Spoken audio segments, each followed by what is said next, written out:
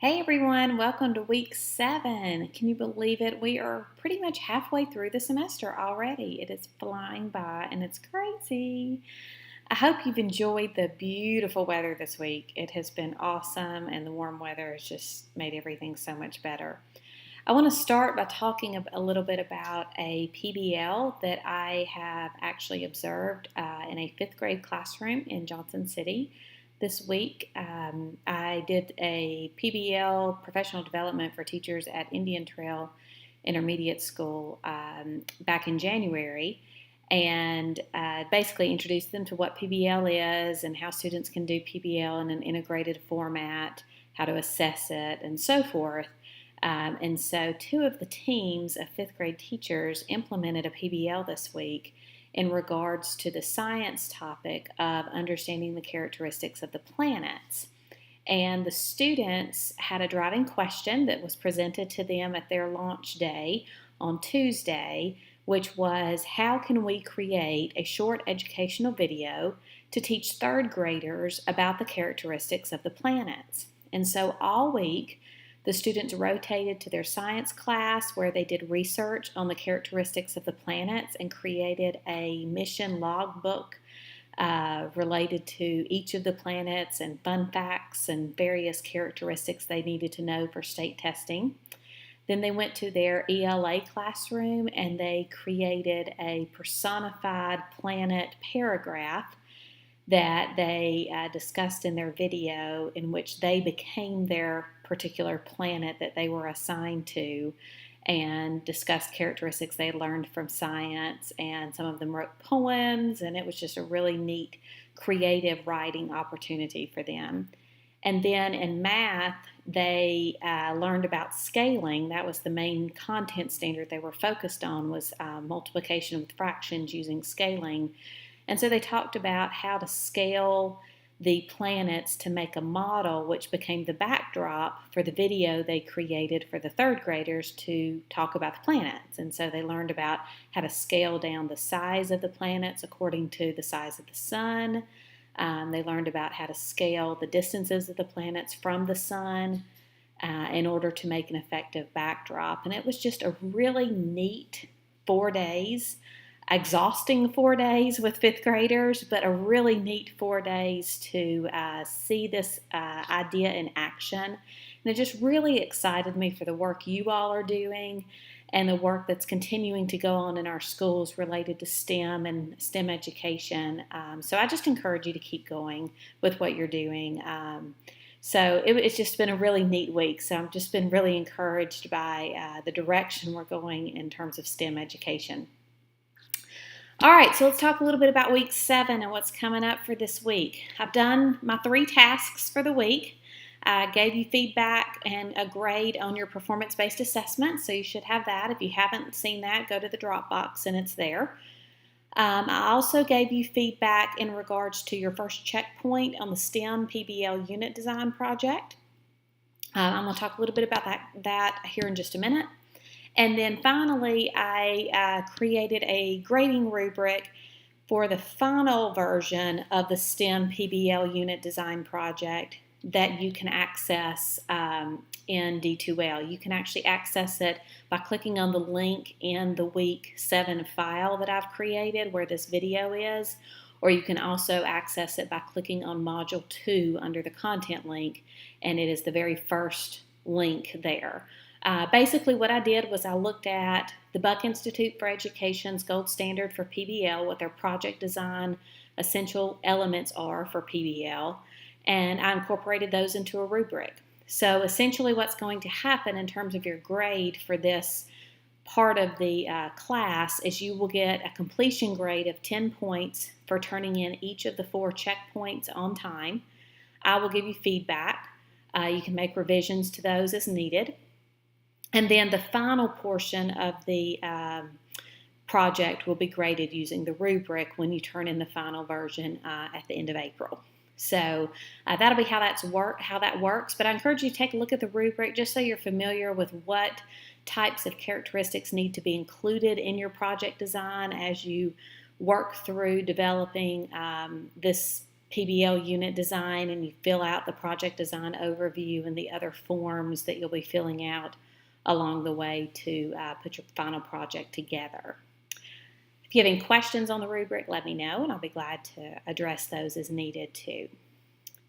All right, so the second thing I wanted to talk about was your submission from checkpoint 1 of this PBL unit design project. I've given you feedback, so again, go to the D2L Dropbox, take a look at that. For some of you, the main feedback that I discussed was related to the driving question and writing the driving question, which is a huge part of your PBL design. So you want to make sure and get that right. And there's no right or wrong way necessarily to write it, but I did realize when I created the week 4 video materials and resources folder, I linked you to a video that I titled How to Write Driving Questions by April Smith from Performing in Education. But I realized today when I clicked on the link that I was actually linking you to another video she created regarding the PBL basics and not the specific one related to writing a driving question. So I have fixed that. I apologize for that. I did not realize that was an incorrect link, but I have fixed that now. So I encourage you to take a look at that if I made some comments in regards to your driving question. In that video, what she does is she develops a 3-piece formula that I think is a really good, effective way to think about writing a driving question so that it's not so overwhelming for you as you try to frame your PBL unit into a single driving question.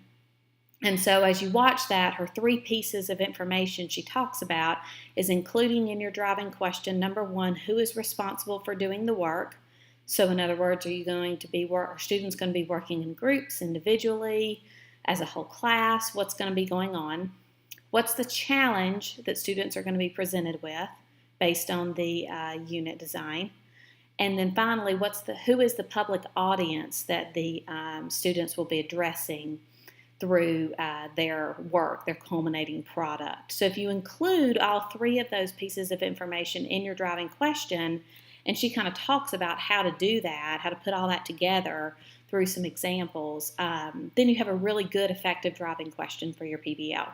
So I encourage you, if you got some feedback regarding your driving question from me, from checkpoint 1, look at that video again, take a look at it, apply it to this moving forward for checkpoint 2, or feel free to email it to me, your driving question, and we can go back and forth that way, but resubmit that if you need to, and I'll give you continued feedback as we move forward. Let's see. This Sunday, got a couple things due coming up. This particular Sunday, you have the discussion board post on 21st century skills linked to those 3 YouTube videos, so I encourage you to complete that if you haven't done so already. Excuse me. And then for next Sunday, March the 4th, you will have checkpoint 2 due for your STEM PBL unit design. Now for checkpoint 2, you are going to make any revisions that you need to make from checkpoint 1. Any comments that I gave you, just go ahead and make those revisions and I'll give you some more feedback. And then for checkpoint 2, you're going to complete the portion of the project design overview document that's highlighted in green. And so for this time, what you'll be doing is aligning your PBL unit design project to the appropriate content standards that your unit will address, along with the appropriate 21st century skills that will be addressed through working through the unit. And then also kind of talking about the scope, the timeline, and the framework for your PBL unit design. So by the end of checkpoint 2, when you submit next Sunday, March 4th, your work for checkpoint 2, you should be submitting the project design overview portions in yellow and green. Revise anything from the yellow and then add to it with the portion in green. Okay.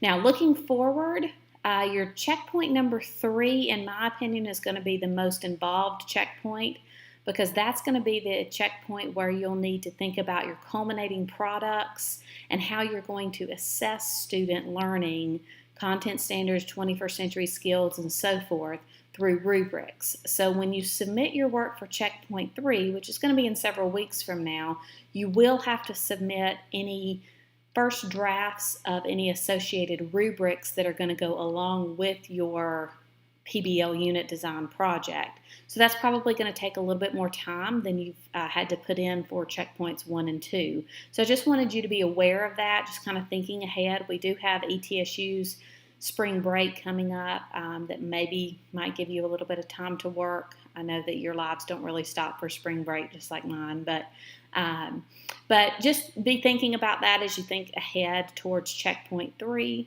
and then we'll be moving forward. So I think that's about it for week 7. I hope you've had a great week, and I hope you have a great week coming up. And if you have any questions or need anything, please let me know, and I'll be more than happy to help you. Keep up the great work, and I'll see you next week.